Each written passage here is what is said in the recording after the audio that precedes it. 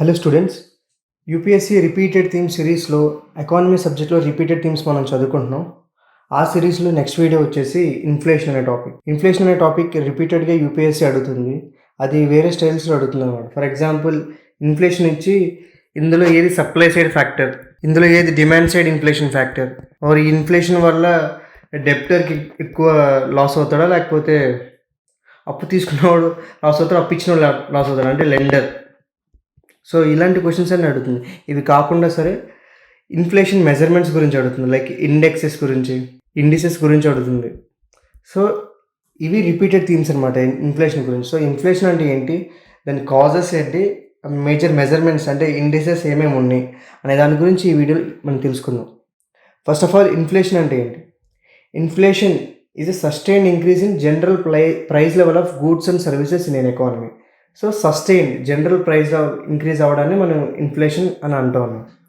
So ఒక previous year question కూడా మనం సాల్వ్ చేద్దాం. If you want, you can pause the video and try to answer the question. Question వచ్చేసి, consider the following statements. The weightage of food in the consumer price index is higher then that in wholesale price index. Yes, the statement is true. So food అనే దానికి consumer price ఇండెక్స్లో ఎక్కువ weightage ఉంది. ఎందుకు? Consumer price index అనేది inflation in retail లెవెల్లో అది measure చేస్తుంది అనమాట. సో రీటైల్ లెవెల్ అంటే నార్మల్ కన్జ్యూమర్స్ అనమాట, మనలాంటి వాళ్ళు. సో మనలాంటి వాళ్ళు ఎక్కువ మనీ మనం ఫుడ్ మీద పెడతాం కాబట్టి అది మేజర్ వెయిటేజ్ అనమాట. Okay, next, WPI does not capture changes in prices of services which CPI does. Yes, the statement is also true. WPI అనేది సర్వీసెస్ని క్యాప్చర్ చేయదు, దాని యొక్క ఇండిసెస్లో సిపిఐ చేస్తుంది. సో ఆప్షన్స్ ఏమోని ఇక్కడ అయితే ఏ అన్న అవ్వాలి, లేకపోతే డి అన్న అవ్వాలి. ఓకే, వన్ రైట్ అయిందంటే. So Reserve Bank of India now adapted WPI as its key measure of inflation and to decide on changing the key policy rates. This is incorrect. ఎందుకు? Reserve Bank of India is CPI headline inflation అనేది use చేస్తుంది అనమాట Reserve Bank of India. Okay, so ఇది incorrect అనమాట. So దీన్ని బట్టి మనకి ఏమర్థమవుతుంది, ఈ ఇండిసెస్ గురించి మనం బాగా నేర్చుకోవాలి and causes of the inflation అని కూడా మనం బాగా నేర్చుకోవాలన్నమాట. Okay, so types of inflation, mostly demand pull inflation and cost push inflation అనమాట. ఐ థింక్ ఇది సప్లై సైడ్, డిమాండ్ సైడ్ అనమాట. ఓకే, కాస్ట్ పుష్ని you can say that supply side. So ఎందుకు ఈ cost push influence supply side అని అంటున్నామంటే, supply side అంటే ఏంటి, ఒక గూడ్స్ని వాళ్ళు సప్లై చేస్తారు. సో ఒక గూడ్స్ మ్యానుఫ్యాక్చర్ చేసేటప్పుడు ల్యాండ్ కాస్ట్ ఉంటుంది, లేబర్ కాస్ట్ ఉంటుంది, క్యాపిటల్ కాస్ట్ ఉంటుంది. సో ఇవన్నీ కూడా కాస్ట్ ఇంక్రీజ్ అయినాయి అనుకో, ఇన్పుట్ కాస్ట్ ఇంక్రీజ్ అయితే ఆటోమేటిక్గా సప్లై సైడ్ కాస్ట్ ఇంక్రీజ్ అవుతుంది. ఆబ్వియస్గా అది సప్లై సైడ్ ఇన్ఫ్లేషన్ అవుతుంది అనమాట. ఓకే, ఫర్ ఎగ్జాంపుల్ ఏదైనా ఒక ఎగ్జాంపుల్ తీసుకుందాం. For example let's say any biscuit. Okay, biscuit. So biscuit చేయడం మనకి వీట్ కావాలనుకుంది లెట్స్, బట్ వీట్ కాస్ట్ పెరిగింది. సో వీట్ కాస్ట్ పెరిగిందంటే వీట్ అంటే ఏంటి, something like that, any input అనమాట. ఆటోమేటిక్గా బిస్కెట్స్ కాస్ట్ కూడా స్లోగా పెరుగుతుంది. అది సప్లై సైడ్ అనమాట. ఇప్పుడు డిమాండ్ సైడ్ ఇన్ఫ్లేషన్ అంటే ఏంటి, డిస్పోజబుల్ ఇన్కమ్. అంటే డిమాండ్ ఎవరు డిమాండ్ చేస్తాం, మనం కన్జ్యూమర్స్ డిమాండ్ చేస్తాం. మన దగ్గర మనీ సప్లై ఎక్కువ ఉంది అనుకో, సో మన దగ్గర ఎక్కువ డిస్పోజబుల్ ఉంది, మనం ఎక్కువ కొనడానికి ట్రై చేస్తాం అనమాట. సో ఆబ్వియస్గా మనం ఎక్కువ డిమాండ్ చేస్తాం కాబట్టి దాని ప్రైస్ పెరుగుతుంది. సో అది కూడా డిమాండ్ సైడ్ అనమాట. ఓకే, కన్జ్యూమర్ సైడ్ వచ్చేసి డిమాండ్ సైడ్. ఈ కీవర్డ్ గుర్తుపెట్టుకోండి. If there is increase disposable income with the people, then that is demand pull inflation. If there is input cost of production is increased, then that is supply side inflation or cost push inflation. Another important thing వచ్చేసి, due to the inflation whether lender will loss or debtor will loss. For example, ఎవరు loss అవుతారు inflation వల్ల? Inflation వల్ల లెండరే ఎక్కువ loss అవుతాడు, not డెప్టర్. ఎందుకు? For example మీరే ఉన్నారు, ఒక అతనికి లెట్స్ సే 1000 రూపాయలు అప్పు ఇచ్చారు. మేబీ ఒక 1 year తర్వాత ఆ వడ్డీతో చూసుకునే ఇన్ఫ్లేషన్ పెరిగింది అనుకోండి. సో ఆల్మోస్ట్ మీరు ఇచ్చిన 1000 రూపాయలకి అప్పుడు వచ్చే వస్తువులు ఇప్పుడైతే రావు కదా. సో ఆ 1000 రూపాయల వాల్యూ తగ్గినట్టే because of inflation. But still ఆ పర్సన్ మీకు 1000 రూపాయలు మాత్రమే ఇస్తాడు అప్పుడున్న వడ్డీ రేట్లకి. So anyway the lender will be lost. ఇది ఒక ఫ్యాక్ట్ అనమాట. ఇది ఇంతకుముందు యూపీఎస్సీ పీవైక్యూలో కూడా అడిగింది. That's why. ఓకే, ఇప్పుడు మనం మేజర్గా ఈ ఇండిసెస్ గురించి చదువుకుందాం. CPI consumer price index and WPI wholesale price index. Exam పర్స్పెక్టివ్లో these are very important. Okay, wholesale price index వచ్చేసి ఇన్ఫ్లేషన్ అనేది హోల్సేల్ లెవెల్లో మెజర్ చేస్తుంది అనమాట, అంటే ప్రొడ్యూసర్స్ లెవెల్లో. సిపిఐ అనేది the name itself is saying consumers measures inflation at retail level. Okay, ఈ డబ్ల్యూపీఐని ఎవరు రిలీజ్ చేస్తారు? Office of economic adviser, minister of commerce and industry. ఇలాంటి చోట ట్విస్ట్ చేసే అవకాశం ఉంది యూపీఎస్సీ. అండ్ కన్జ్యూమర్ ప్రైస్ ఇండెక్స్ని ఎవరు రిలీజ్ చేస్తారు? NSO, National Statistical Office, Ministry of Statistics and Program Implementation. And base year, this is very important.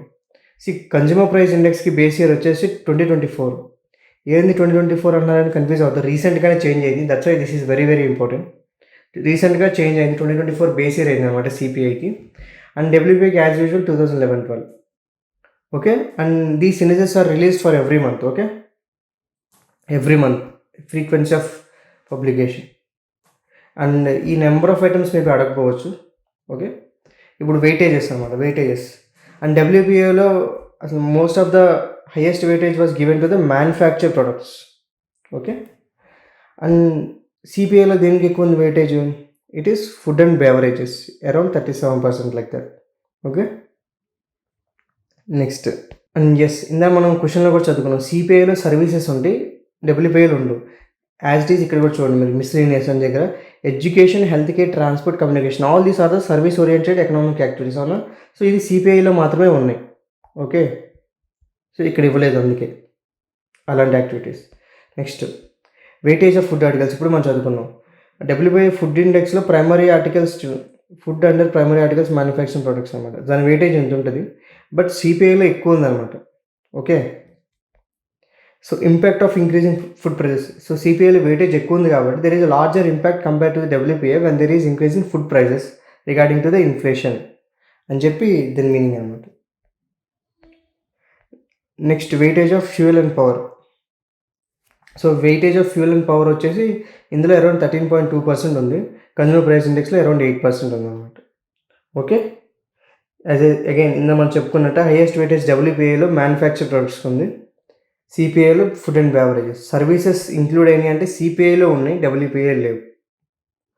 Indirect taxes include అయినాయా అంటే సిపిఐలో ఉన్నాయి, డబ్ల్యూపీఐలో లేవు. ఇది ఎందుకు కాన్సెప్చువల్ కూడా మనకు తెలుసు. ఇండైరెక్ట్ ట్యాక్సెస్ అనేది ఎక్కడ ఇంపోజ్ అవుతాయి మనకి, కన్జ్యూమర్ కొన్న తర్వాత. ఫర్ ఎగ్జాంపుల్ ఒక ప్రోడక్ట్ మనం షాప్ దగ్గర నుంచి కొన్నామంటే అది not only production but also taxes కూడా మనం ఇంక్లూడ్ అయి ఉంటుంది కదా. మనకు కొన్ని చాక్లెట్ మీద జిఎస్టీ అని చెప్పి అది ఉంటుంది కదా, అదే ఇండైరెక్ట్ ట్యాక్స్ అనమాట. ఆబ్వియస్లీ అలా కామన్ సెన్స్ ఆలోచించిన సిపిఐలో ఇండైరెక్ట్ ట్యాక్సెస్ ఉంటాయి. డబ్ల్యూపీఐ ఆబ్వియస్లీ ప్రొడ్యూసర్ అనేది దాని ప్రొడక్షన్ కాస్ట్ మాత్రమే చూసుకుంటాడు, అక్కడ ఇన్ఫ్లేషన్ ఏమైనా అయిందని చెప్పి. సో అక్కడ ఇండైరెక్ట్ ట్యాక్సెస్ ఉండవు. అండ్ ఆర్బీఐ దేని టార్గెట్ చేస్తుంది? ఆర్బీఐ టార్గెట్ చేయడం అంటే అనుకోవచ్చు, మనం మాట్లాడుకుంటే ముందు మానిటరీ పాలసీ అనేది దేనికి, to control the money supply, accordingly it can regulate the inflation in the economy. అవునా? సో ఆ ఇన్ఫ్లేషన్ అనేది మెజర్ చేసేది ఈ ఇండెక్స్ కదా, CPI, WPI.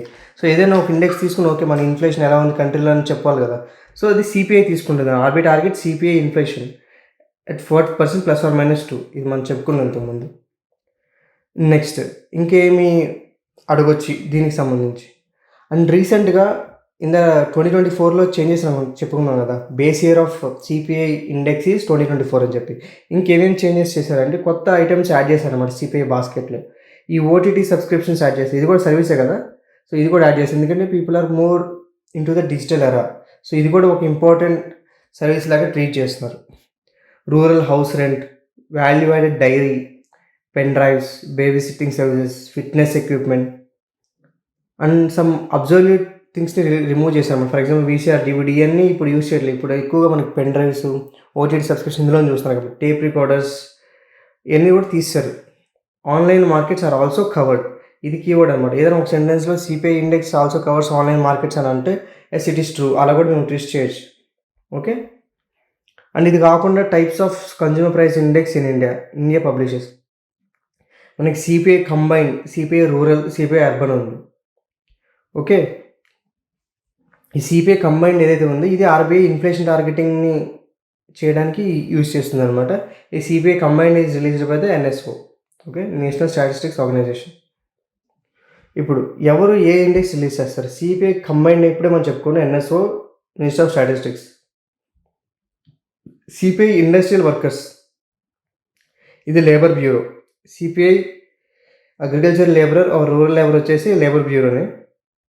Okay, and present MG NREGA wages అనేది సిపిఐ ఏఎల్తో లింక్ అయి ఉందన్నమాట, సిపిఐ అగ్రికల్చర్ లేబర్.